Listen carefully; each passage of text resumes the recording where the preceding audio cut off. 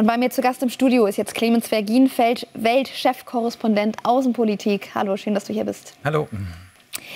Es wird viel über die unübersichtliche Lage in Syrien gesprochen und auch die internationale Einmischung oder Nicht-Einmischung. Die russischen Militärstützpunkte sind viel im Gespräch gewesen.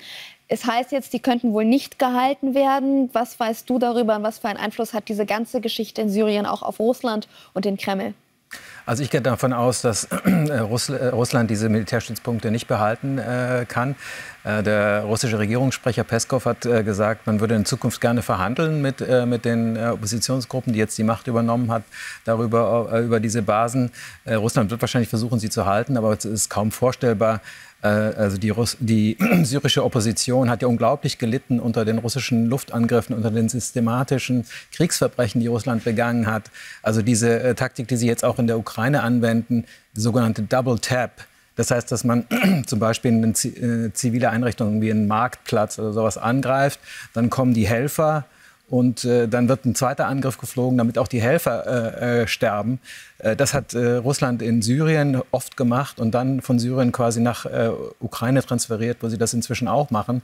Also die Syrien war quasi, was Kriegsverbrechen anbelangt, sowas wie der Übungsplatz der Russen. Kaum vorstellbar, dass die syrische Bevölkerung dem zustimmen würde, dass russische Militärkräfte in dem Land verbleiben. Deswegen gehe ich davon aus, dass Russland diese Basen verlieren wird.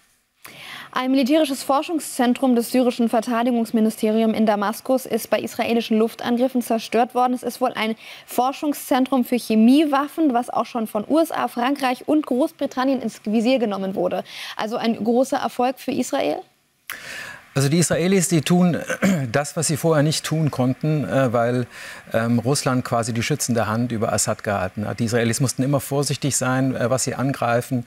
Sie haben Assad immer deutlich gemacht, es gibt ein paar rote Linien, wenn du die überschreitest, dann gibt es Ärger. Aber vorher haben sie sich eher ruhig verhalten. Sie mussten auch alle Angriffe in Syrien immer mit den Russen absprechen, die ja unter anderem die Flugabwehr bemannt haben in Syrien.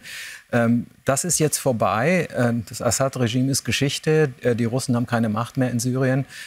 Israel hat deswegen sehr viel mehr Bewegungsfreiheit. Und was sie tun, ist, dass sie eben systematisch strategische Waffen, also die sozusagen über Gewehre und andere kleinkalibrige Waffen hinausgehen, dass sie versuchen, die zu zerstören, um zu verhindern, dass sie in die Hände von Dschihadisten gelangen. Muss ich vorstellen, also unter diesen Milizen, die da jetzt die Macht übernehmen, da sind viele, die aus Terrorgruppen hervorgegangen sind, wie HTS zum Beispiel, aber auch andere. Und wenn die in den Besitz der Waffen der syrischen Armee geraten würden, die vergleichsweise modern sind, weil sie aufgerüstet wurden, sowohl vom Iran wie auch von Russland, dann wäre das die am besten ausgerüstete Terrormiliz der Welt. Das kann man natürlich nicht zulassen als Nachbarstaat. Und deswegen versuchen die Israelis jetzt systematisch, diese wertvollen Waffen, die normalerweise nur Staaten besitzen, auszuschalten. Vielen Dank an Clemens Vergien. Danke für dieses Gespräch und die Hintergründe. Dankeschön. Danke.